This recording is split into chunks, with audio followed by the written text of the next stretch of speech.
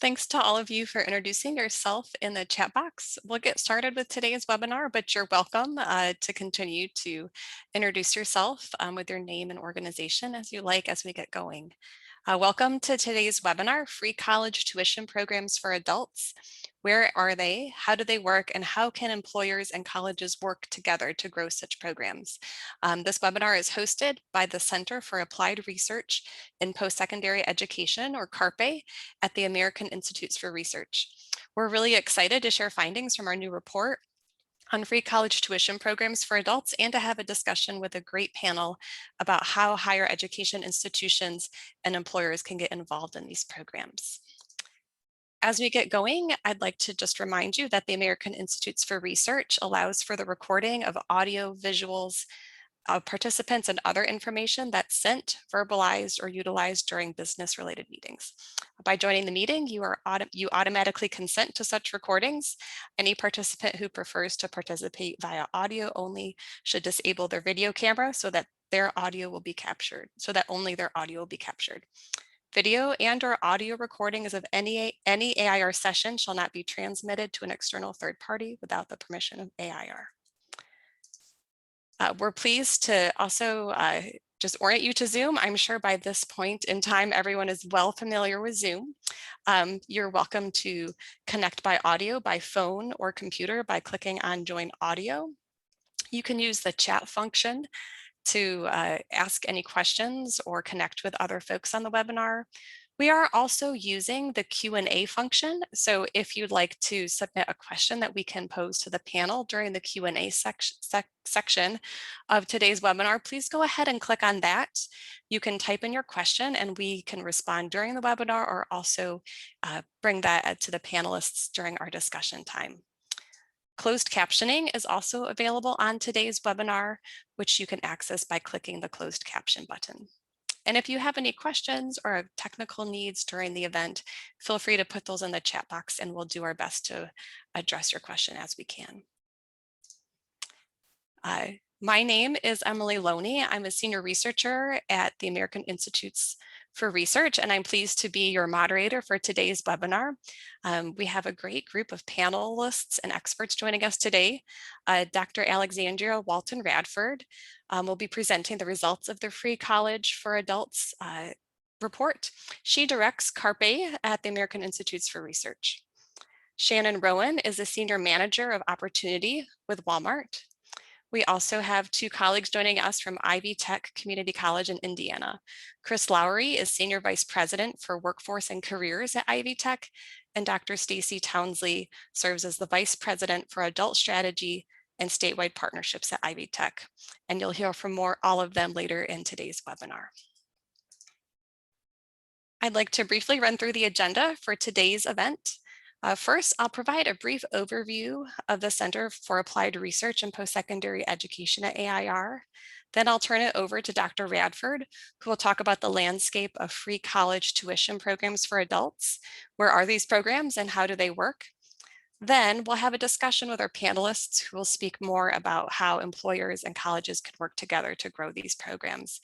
And we'll end with an interactive time for questions and answers, and we welcome your questions throughout the webinar. Feel free to put them in the chat box or in the Q&A section of Zoom, and we'll do our best to respond to those questions. Today's webinar is hosted by CARPE, the Center for Applied Research in Postsecondary Education at AIR. Our goal is to tackle the most pressing problems, generate insights, and help the field implement effective solutions. We do this across the post-secondary continuum, following students' transition into post-secondary education, through post-secondary education, and in their transition out of post-secondary education into careers. We do this work by grounding our work in practice, applying our deep research expertise, and we're also focused on building the field's capacity to improve outcomes and share what we discover.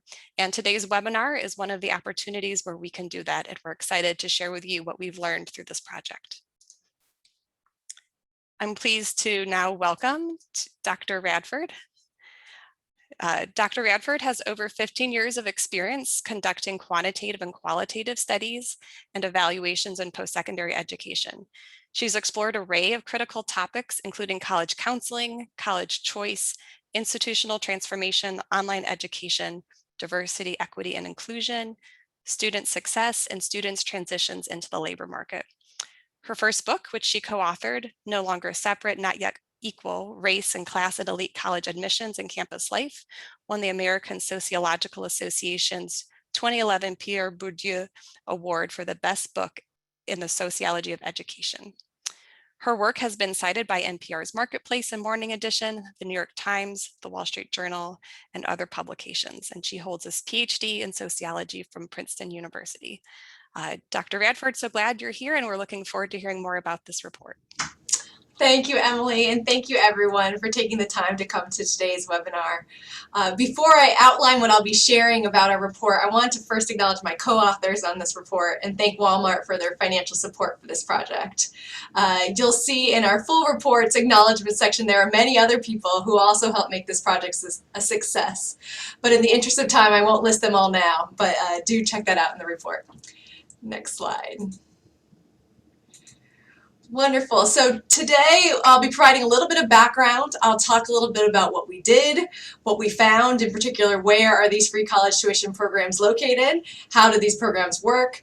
Talk a little bit about adult eligible versus really adult friendly programs and the difference there, how you can explore these data more yourself, and our takeaways about the implications for policy, practice, and research. Next slide.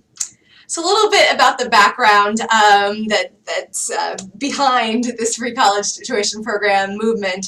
So I think it comes as no surprise to anyone attending the webinar today that the cost of college has been increasing, doubling at public 2-year and public 4-year colleges in the last 30 years. We also know there's a great need for post-secondary training in order to reduce the likelihood of unemployment and increase the likelihood of being able to support a family. And so against that backdrop, there's been growing support for free college tuition programs. A 2020 poll found that 63% of Americans supported having free tuition at public colleges. And another poll in 2021, when they specified having 2 years of free community college tuition, well, 81% of Americans were in agreement with doing so. College Promise, who's been active in this space, has identified 31 statewide programs that deliver some sort of tuition-free college opportunity. And we can also see with the Biden administration, American Families Plan, that too would provide Americans with 2 years of free community college. So more and more interest in this area. But the thing that's really important, and is the second to last bullet highlights there, most free college and college promise programs and proposals in that area have tended to focus on recent high school graduates. And there's really been little known about the programs that are open to adults. Even though, as a great report by the Education Commission of the States points out, in which we cite, the U.S. is not going to be able to reach its post-secondary attainment goals if we ignore adults. So this project really seeks to fill this gap in our knowledge of the free college tuition programs that are open to adults. Next slide. So I don't want to get too much into the weeds, into our methodology. It's all there in the report. But at a high level, we set up some key criteria for what programs we would include in this scan. So first of all, we wanted to make sure programs were actually providing free college tuition all the way up to earning a credential, whether it was a certificate or an associate's or a bachelor's degree. It wasn't just, you know, free college for a course or two, and wasn't providing that whole level of funding all the way to a credential. Another thing that was really important to us was that programs had to be broadly accessible. We didn't want individual scholarships that might be limited to an individual race or ethnicity or gender or veteran status, or that were limited to employees working for a single employer. We also didn't want programs that were limited to recent high school graduates or that had really specific high school criteria as part of being eligible. And lastly, we didn't want admissions to really block most adults from being able to participate in a program. So each program that we included had to have at least one institution as part of their program that was a broad or open access institution. So with those criteria in mind, we reviewed several hundred potentially eligible programs, and we did so by building on work by the Upjohn Institute, Penn Ahead, College Promise, SHIO, all their databases, reports, websites, and other sources too, to look through and see if the programs on those broader listings were indeed open to adults. And then we went to the official websites of those programs and coded the details of those programs. In the end, we ended up identifying 67 programs that were technically open to adults during the 2020 to 21 academic year. Here I want to stress that most of these 67 programs were usually open to recent high school graduates as well, and they were just more agnostic about whether participants were adults, as long as participants were meeting the other program criteria. We only found 4 programs that you could say were kind of exclusively for adults based on the age criteria that were required, or requirements that students be financially independent. Next slide. So where are these 67 programs? Well, we have a map for that. And basically what we found is just 22 states had at least one program somewhere within their borders that would allow adults to attend for free. Now 40 of these 67 programs were just at a single institution. So that institution might be across the state from you and wouldn't be super helpful to you as an adult if you weren't living nearby that institution. But 15 of these programs were statewide, and when we say they were statewide, we mean that they included all institutions from a given institutional sector. For example, all public 2-year colleges in the state offered this free tuition benefit.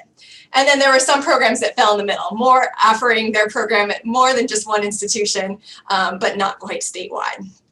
And we list the 67 programs that we found in the appendix of our report. It shows it by state and various key characteristics. So I encourage you to check that out as a resource. Let's go to the next slide. So let's have some more about what we found. How do these programs work? So 63 of the programs required participants to apply for financial aid. Usually that was federal financial aid, but sometimes state financial aids applications qualified students to participate as well, particularly for Dreamers. State aid applications were an option for participating. It's not terribly surprising that these programs so many required participants to apply for financial aid because most of these programs were last dollar programs. So what is last dollar? So last dollar program are programs that cover remaining tuition costs after all other financial aid has been applied. So by having participants in these programs apply for financial aid first, that reduces the amount that the program actually has to pay to fill the gap and get to that full tuition being fully covered. Now the second bullet here talks about how just 18 programs, or about 27%, required participants to demonstrate financial need. And this is really relevant to considerations around equity. IHEP has a great piece explaining how programs that don't have financial need requirements end up sending more program dollars to more affluent students than the program sends to low-income students. And I think this finding is also really important in thinking about how programs should allocate resources, or might best allocate resources.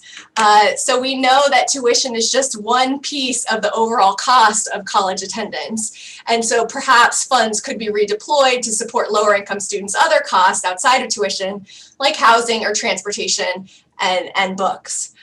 We could also think about the funds going to more affluent students currently being redeployed to provide more wraparound supports, which actually might help more students complete credentials, because we know that that is also important in addition to helping students afford post-secondary education, is to have those supports. Let's go to the next slide. So not surprisingly, most of the programs out there are include public two-year colleges. That's really where you can typically participate in these free college tuition programs, is at a public two-year college.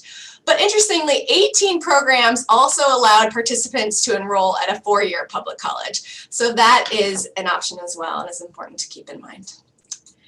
Next slide. So 9 of these programs may have had meeting workforce needs as more of a priority in mind when they were crafting their requirements. And I say that because they required participants to pursue a particular program of study, or had a list of programs of study from which students or participants could choose.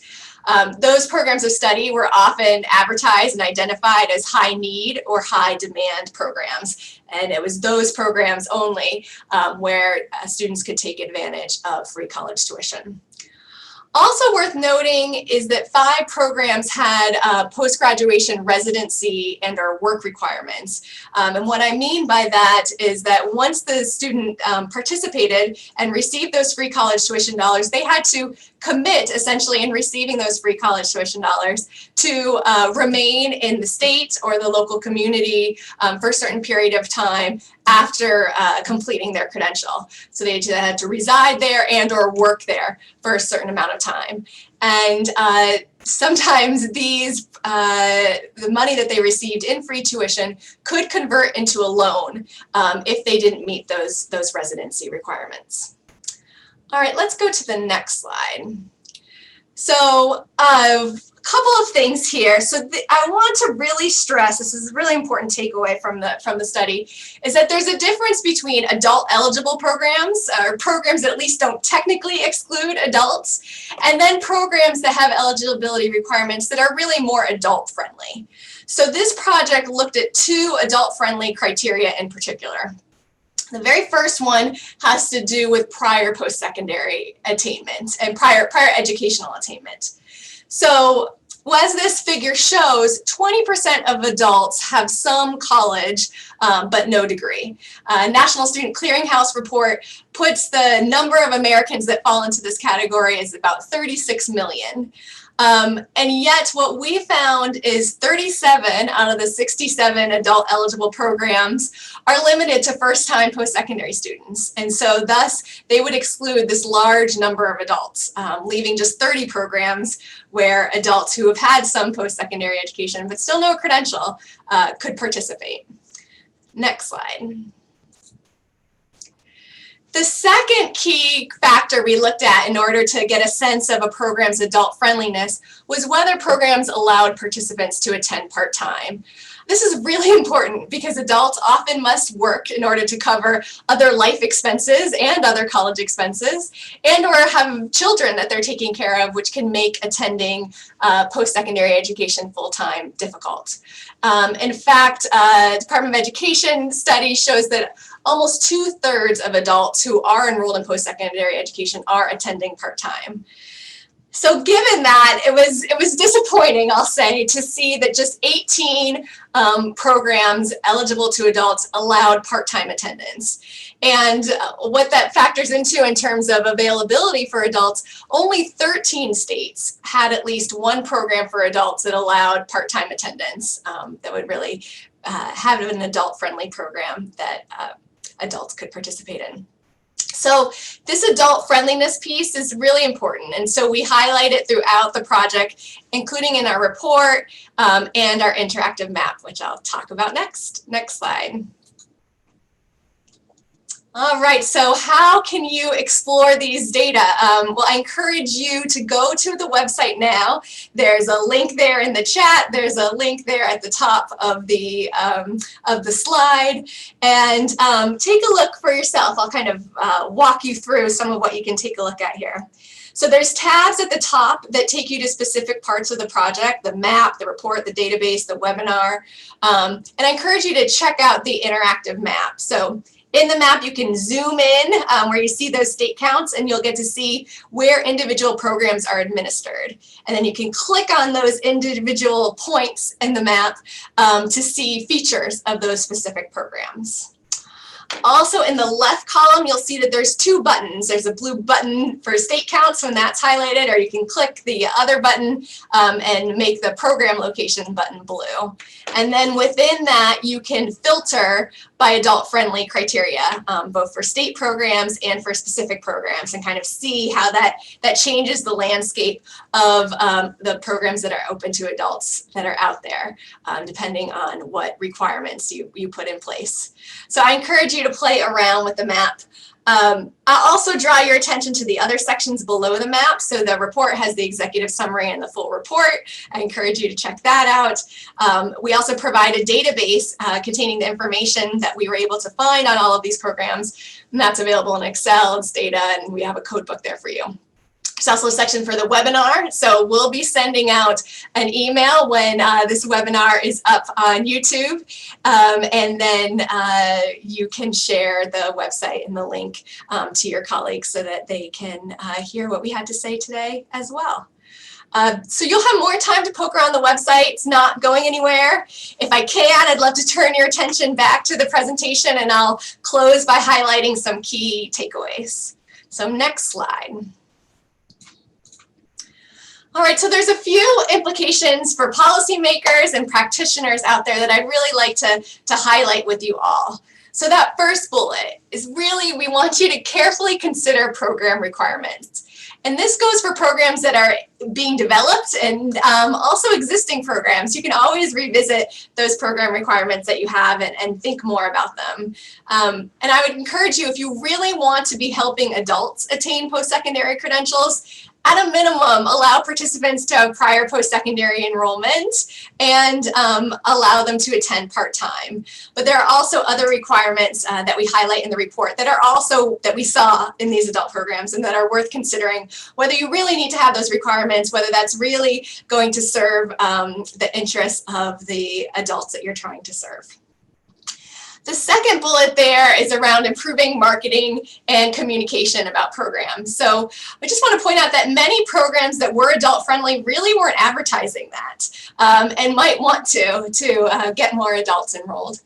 Also, many program websites could be a little bit better designed to have clear information to students considering participating in these programs. And we're hopeful that now that we've kind of compiled this list, programs can look at other programs like them and learn from one another on how they might best market and provide information about their program. So I encourage programs to do that. That third bullet, no surprise that I, as a researcher, I'm encouraging programs to collect data. It's really important to capture some information about the elements of your program that you include, what those aspects cost, and then the outcomes of your participants. And I know there's a ton that's on your plate, a ton that you're doing. It's working directly with students. So research partners like AIR can work with you on this and make it simple to collect some key information that will be helpful to foster the continuous improvement of your program, which can help you secure additional and future funding and thus increase opportunities for students, which is, I know, what we all want to be doing. Next slide. And I'll close here with just a few implications for research. There's a lot we found out in this project, but there's more to know for sure. So first, understanding better the funding models that different programs are using. So we were doing a scan of program websites just to get a sense of the landscape. But those program websites are designed for students to sign up for programs. So they really aren't divulging how they're funding programs very often. So having better data on how programs are cobbling together funding could spur the creation of new programs and help existing programs think about ways they could access other funds and expand to more students. Secondly, we want to understand more about the role of partners. This information isn't available so much on program websites too. And partners, even if they're not funders, we know they can help inform program criteria. They can support students' enrollment in these programs and help them persist and complete. They can even provide workforce opportunities after completion. And so that's why we've invited Ivy Tech here today to talk more about its partners and its Achieve Your Degree program. But there's more to know in this space. Moving on to our third bullet, to improve programs, the field really needs to hear from students. Now that we've identified programs open to adults, we can find out how those adult participants are hearing about the program, how they located program information and experienced their program. And it's also important to better understand how we might enroll even more students to study adults who haven't enrolled in a free college program, but maybe are still attending an institution that is participating in that free college program. And also talk to adults who are not enrolled at all, but are part of the population that your free college program seeks to attract. So gathering information from all three of those populations can inform your marketing, your communications, and your program design. And lastly, we really need to better understand participants' outcomes and the extent to which credential completion, which is really the goal here, is more likely to happen under specific program models. So for example, the literature suggests that helping students afford college is certainly important, but student supports are important too. So we could explore the extent to which outcomes vary for programs in which, say, participation in student supports is just optional or required, and see if that makes a difference in the effectiveness of these programs. So clearly there's a lot of momentum around free college tuition programs. Learning more about them, particularly ones open to adults, are really going to be critical to improving these programs and advancing student success. We're excited about opportunities for AIR and others to build on this project and the scan that we've done and further the field. So with that, I will turn it back over to Emily. Thanks so much, Alexandria, for sharing more about the report with us. We have put the link in the chat box for everyone to explore further. And I'd like to invite our panel up on video so I can introduce them, and we'll get moving into our discussion. I'm really pleased to have with us a great panel of guests to share more about their work. First, we have Shannon Rowan, who's a senior manager of opportunity at Walmart. Shannon's been with Walmart for 20 years and most recently supported the Live Better You education benefit. 5 months ago, Shannon joined the economic opportunity and retail team with Walmart.org to lead their innovative learning portfolio supporting working adult learners. Welcome, Shannon. We also have two great panelists from Ivy Tech Community College in Indiana. Chris Lowry is Senior Vice President of Workforce and Careers at Ivy Tech. Chris provides overall leadership of Ivy Tech workforce and career initiatives and organization. Through that, he develops deep collaborative partnerships with and engages state and federal workforce and economic development organizations, private sector organizations, business associations, and other groups pursuing workforce and economic development and training solutions for Indiana. We also have with us Dr. Stacy Townsley. She currently serves as Vice President for Adult Strategy and Statewide Partnerships at Ivy Tech Community College. In this role, she helps develop and lead strategic statewide initiatives to support adult learners' success through cross-functional and cross-sector campus and statewide partnerships, with a particular focus on working with employers, community-based organizations, and government agencies. Prior to joining Ivy Tech, Townsley was Associate Commissioner for Research and Analysis at the Indiana Commission for Higher Education, where she oversaw the Commission's data collection and reporting efforts. Again, we're so pleased to have them join us for this discussion. As you have questions for any of our panelists, feel free to enter them into the Q&A section of our portal. And if we can't get to your questions immediately during this conversation, we'll move to a Q&A time at the very close, and we'll do our best to address your questions. So I wanted to start it off with you, Shannon, and hear from you about what interested Walmart in free college programs, and particularly learning more about free college programs for adults. Sure, absolutely. And it is good to be here with you guys today. I will say this work is super important. It's something that we're interested in because there's not a complete picture out there about what's available and to whom. So I know our focus was a little bit more on kind of the adult learners, but before this report, we didn't really have one source where you could go to be able to find out what programs are available and where they are.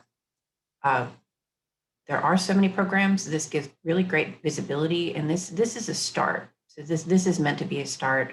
As Alexandria said earlier, it gives us, it's kind of a part one, and it gives us a little bit more visibility into the landscape, and it helps to pose so many additional questions for where we can go from here.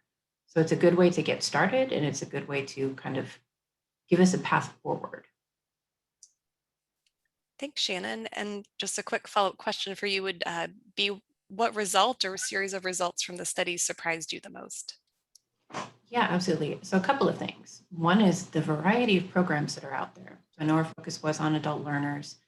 There are so many different programs, and they are in geographically diverse areas. I know there's a big concentration in California, so there's so many, and with so many different requirements out there. So there's not a one size fits all when it comes to both what employers need and what working adult learners need, or what institutions can provide. So just seeing the variety of what's available and who can engage with those programs and all of the steps that they have to take.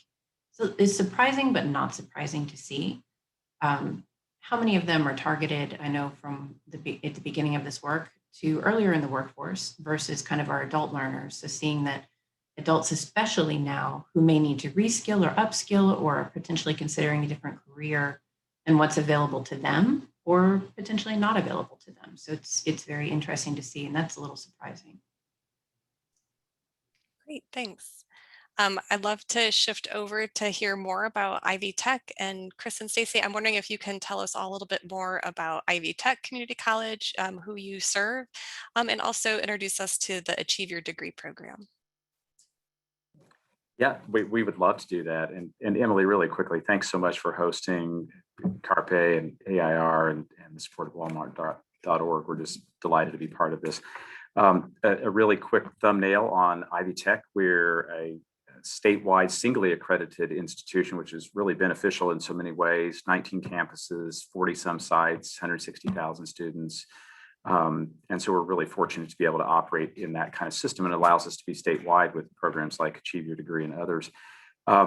Real quickly, workforce is a keen focus of ours. In fact, it's legislatively mandated. 5 years ago, the legislature said to Ivy Tech, you shall have this focus. And I occupy the position to which the legislation referred, Senior Vice President, as you said. So I'm serve as the Chief Workforce Officer and parallel and partner to our Chief Academic Officer or the Provost, sort of a more traditional role, right? Really quickly, relative to that, our college has been working just really feverishly the last 5 years to build out a workforce strategy, and Achieve Your Degree, or we call it AYD, is part and parcel to that, really based on the statewide strategy that I think a couple of key people had helped to develop. Our then Lieutenant Governor, Sue Ellspermann, who, by the way, is now our president and came to the college at about that time. And her co-chair in the work that was being done at the time is a guy named Joe Lokri. And at the same time, he happened to also have been chairman of the Lumina board. So a lot of interesting confluence there for us. Achieve Your Degree really is an adult-centric. I was explaining to someone yesterday, we like to think that it's not only adult friendly, but it's really adult centric, and it's very honoring of adults. Really was brought to us by one of our just terrific partners and an employer stalwart here in Indiana, Old National Bank. A handful of years ago now, with the idea of initially skilling up workers at Old National Bank. And their view was, regardless of whether those individuals would stay with Old National or whether they would go on to other employment, but they saw the need within their own organization to meet both their needs and needs in the communities, where they exist. And I don't know if there's a next question to that, or Stacy, if you're going to dig into other details. Sure, and I think there's a slide that gives a thumbnail sketch of what our Achieve Your Degree program, the pillars of our Achieve Your Degree program are. As Chris mentioned, one of our key employer partners came to us and had these issues. They wanted more of their employees to take advantage of their tuition assistance policy. We knew at the time, statewide, maybe 5% of employees took advantage at any given point. And so Old National came, and then also, the costs and the time and maybe perhaps the clunkiness involved in getting people enrolled. And so they came to us and we developed the AYD program. The key components here all address barriers that are important to adult learners, regardless, and of course all learners, but in particular working adults.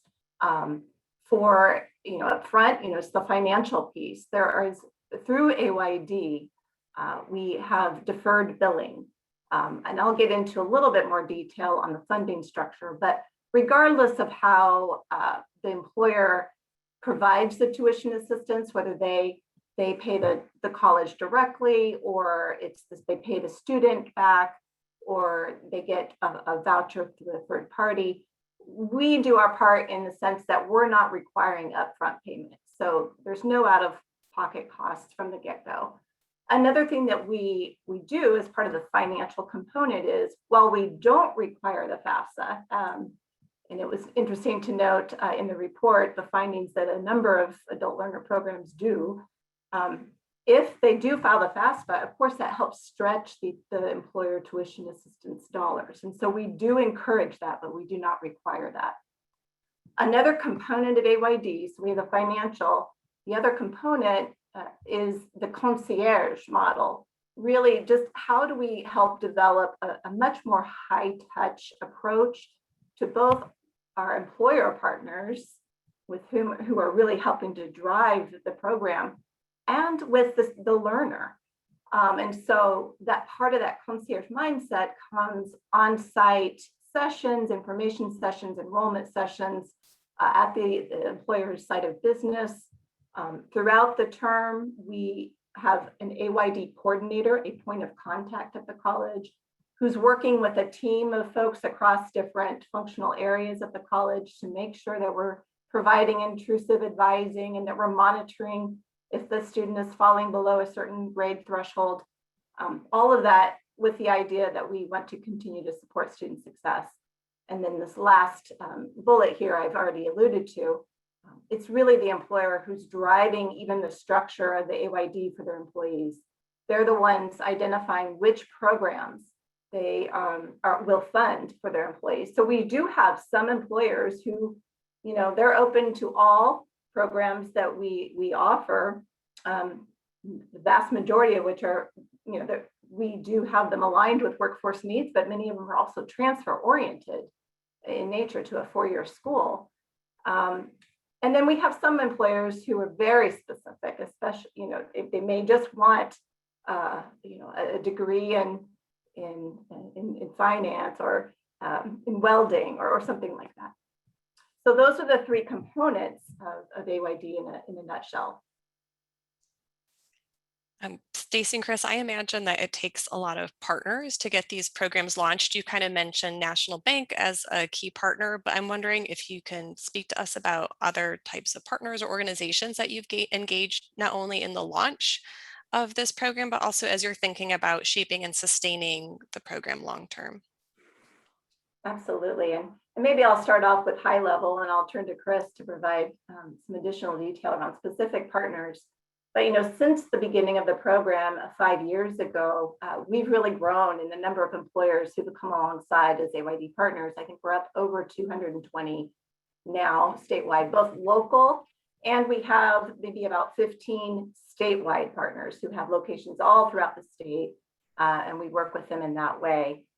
We also partner very closely with our state chamber of commerce, which really has helped us grow the program through their marketing efforts and also in working with our campus teams in identifying opportunities. So that's been a wonderful partnership there. And of course, they help spread the word to their membership, because this idea that you can upskill your incumbent workers is a key strategy for retaining talent and attracting talent has been a key message. And so maybe I'll turn it to Chris. Sure. I'll build on a couple of things that Stacy said that we are finding just to be so significant. The partners play such a key role, and referencing the 200 plus employer partners, and now literally thousands of individuals who have gone through Achieve Your Degree. They've earned their credential. They're getting promotions, or they're going to other career opportunities. But within that, what we have seen occur is, sort of the concentric effect. So not just around achieve your degree, although, right, we're really pleased with the program, employer funded, employer driven, but also then other work that we can do to support those employers, which include things like helping them fill their talent pipeline. We have a whole construct we call career coaching and employer connections. It's a small army of people who just focus on that every day, from career coaching all the way through employer consulting. And we see with those partners that we're helping them with their talent pipeline more. And we also see that they're coming to us and saying, hey, it's not achieve your degree, but we believe this set of individuals need something around basic electricity or some very specific training. So that is occurring too. Clearly, the Indiana Chamber of Commerce is just so significant in what we do. When we approached each other on having this partnership, they shared with us they have 2 other partnerships, and they said, maybe you've heard of them, Anthem and Staples. And we said, yes, we've heard of them. But the point was they took this so seriously and thought it was so beneficial to their members. And what has occurred is that not only have they been great for the outreach to all those communities on that map behind me, but in helping us shape and evolve this program and how it can serve employers and individuals. In the past year to year and a half, one of the things that we have accelerated, and partly due to the pandemic, is bringing in other partners. And where we have just been absolutely delighted in what has really been transformational is in our partnerships with community-based organizations and faith-based organizations.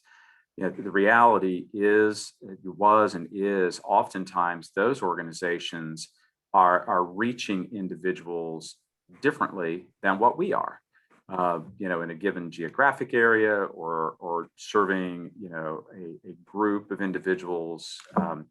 The voice of that organization is oftentimes, has more, it resonates better with individuals. There's a trust and so forth. Those individuals might also happen to be employed, at company X, Y, or Z.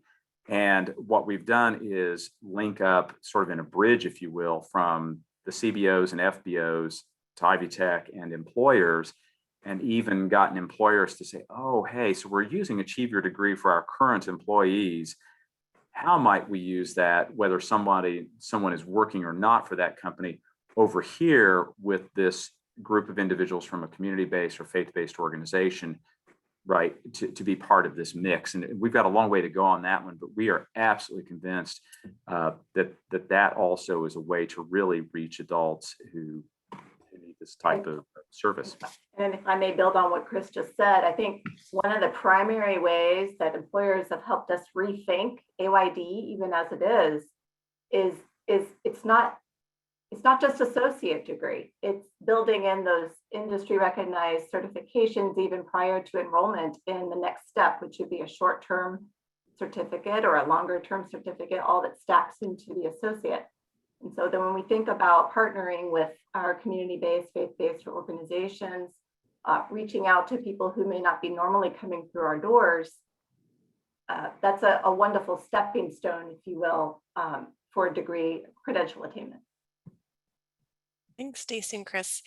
We had a question come in asking about kind of flexible delivery of programs, especially given what Alexandria cited about adults who are juggling a lot. And I'm wondering if you can speak to how Achieve Your Degree is shaped to kind of meet what we know are a lot of competing demands for adults who are enrolling in these programs. Maybe the next slide would also highlight some of this for us.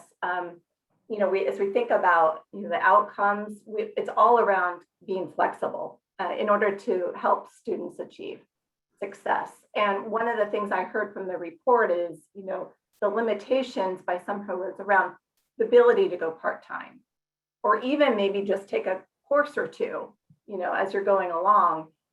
And that's something that AYD does allow a learner to do.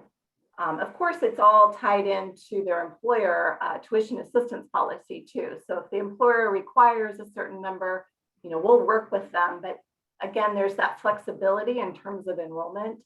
And I think that there's also, especially over the pandemic, we all became much more facile at online instruction, but we also developed a new model at the college. And this doesn't come specifically through AYD, but it affects all, and that's learn anywhere.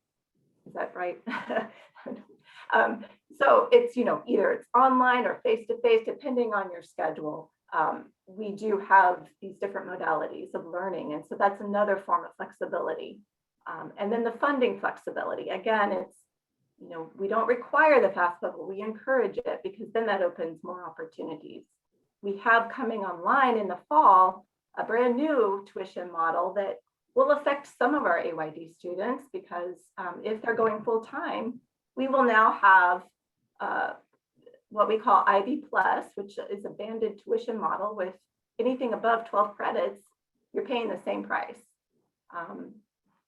And so it's bundled together, and we're also covering the cost of books. So those are other opportunities where we're trying to be flexible and responding to needs.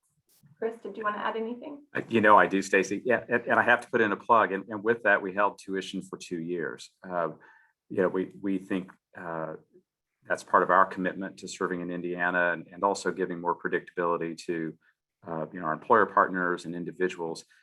I would be remiss if I didn't mention one of our partners, just an extraordinary employer partner. I'd encourage you all to look them up. It's the Cook Group, or Cook Medical, COOK, headquartered in Bloomington. It's a privately held company. It's a med tech, a biomed tech company that makes stents and so forth. And they have something called My Cook Pathway. And they not only utilize this construct and this strategy to better serve their own employees and then resultingly their customers and what they do in the marketplace, they use it for recruitment. You can hear commercials throughout Indiana about My Cook Pathway. And what I love about it is they have taken, I think about it like an object in PowerPoint that I want to be bigger on the page. And if this was AYD, they stretched it this way and they stretched it this way. And in their instance, they've created a model, not only in the sub-associate degree space that we've defined for you here, they've gone down into the adult community where individuals don't have high school diplomas. That's 500,000 people in Indiana, by the way. And they've stretched it up into bachelor's and master's degrees and literally are going out into the community to find individuals who don't have high school diplomas, working with our Excel centers here in Indiana to help individuals get their high school diploma, getting them, entry-level positions, for example, in production, and then, providing the other AYD so that they can earn their, college credentials. It's just absolutely fascinating. I had 2 conversations earlier today with some Indiana thought leaders, and the CEO, Pete Yonkman, came up twice as just somebody who, again, it's a great model. I encourage everybody to look at it and get as many employers to think about replicating that kind of model as possible. Thanks so much, Stacy and Chris. It's clear that I think Indiana is just a state with such a tremendous network and kind of common commitment to this across employers and institutions. So we're glad to hear from you more about that work. We're not done talking together, but I'd like to bring on Alexandria so we can start to address some of the questions that have come in. And then for those of you who are joining us, please feel free to also add any questions you might have in that Q&A box, and we'll do our best to respond to them. Alexandria, there were a few questions related to the report, and I'm wondering if you wanted to lead off just to address some of the questions related to the Michigan Reconnect program, and then the other types of supports. Yeah, I'd be happy to. So I'm glad that you raised this. So we were collecting data in March through May of this year, 2021. And so we focused on what programs were available during the 2020 to 21 academic year, because we felt we would have the best data quality by focusing on that year. Michigan Reconnect wasn't included because students couldn't use it until the summer of 2021, which is after the 2020-21 academic year. But I want to highlight for all of you, if you are thinking, gee, what about this program or what about this program? I'm not seeing it in the map. Check out the report. Exhibit 1 runs through all of our inclusion criteria, and we footnote a lot of those programs you might be thinking would be included, like Michigan Reconnect, and then we indicate why they didn't quite make our criteria. We wanted to do that also so that we could highlight these programs that are close to being included but didn't quite make it, because those may be of interest to our audience as well. Oh, the other question, Emily, I think that you wanted me to go ahead and take a stab at answering was about other supports that are provided. So we do talk about in the report how in addition to providing tuition, about 52% of the programs also provided funds that covered fees, 19% provided funds to cover books, 13% provided funds to help cover transportation or parking, 3% provided funds to cover food or dining. We did also ask about whether they help provide for room or childcare, and none of the programs at this point were providing supports for that. We also asked about non-financial supports, and this was a little interesting. 15 of the programs, or about 22%, noted that they provided student support services specifically through their program. They were embedded as part of the free college tuition program. And examples of the types of supports that were provided that way include counseling, advising, mentoring. Some had a specific focus on student success, some had a focus on assistance with students' academics and or their careers.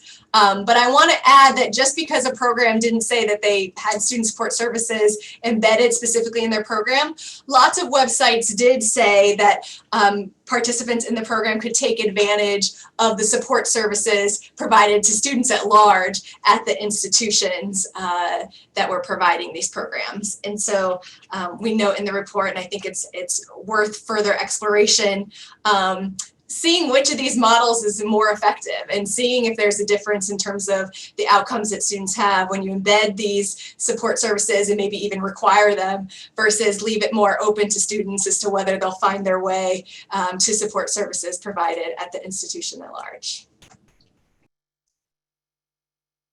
Thanks, Alexandria. Looking at the questions coming in, I think maybe next I'll turn it over to Shannon with a quick question while we maybe see if other questions come in. As we're thinking about next steps building off of this report, I'm wondering what you hope that employers or other stakeholders might do moving forward around these types of programs. Great question. So I would hope that employers and others at first would look at all of this really wonderful information that this team has taken the time to put together. There's a lot of great data in this report about what is out there, and there's research about what's offered and what's not. So data and outcomes, I know that there are so many other questions that could be asked there, but I would hope that people would want to know what's available against what's working and what the needs are, and is it something that could be leveraged for businesses or for additional stakeholders? Is it something that you can network, find partnerships, or get engaged in? And then the how might we move forward?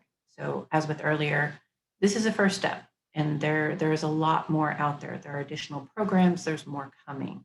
So how do we take what we know here? How do we build the partnerships? How do we reach out and work together to get more access to those frontline workers? So I hope that all of this work is just that first step in the how might we for the next round. Thanks, Shannon. And Stacy and Chris, I might have you build on that or kind of take it beyond Indiana to think about what advice you might give to either employers who might consider being involved in this activity, or maybe for those involved in a policy role or at an institution, and kind of your advice about considerations when starting and working to sustain these types of programs.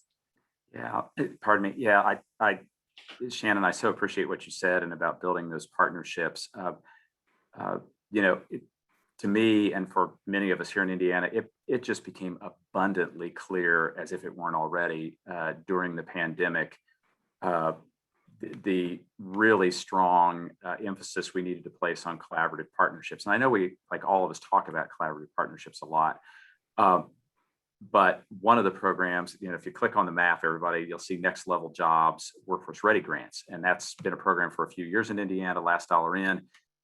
Thousands of Hoosiers have been skilled up. Average wage increases one year to the next, like that point there too, Shannon, that you made, real data, $6,800 per year improvement in wages, right? That's real. And that's moving somebody into the middle class for her or his family.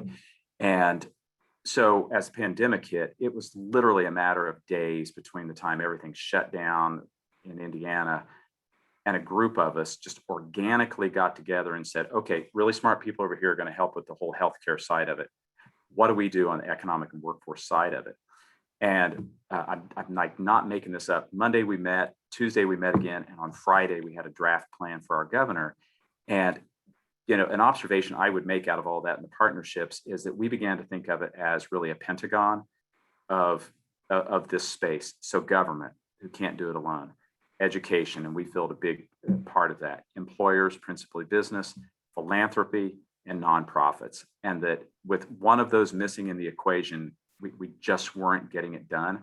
The nonprofits like CBOs and FBOs, and I go back to the point that one of you was making around services that someone might need, like childcare and so forth.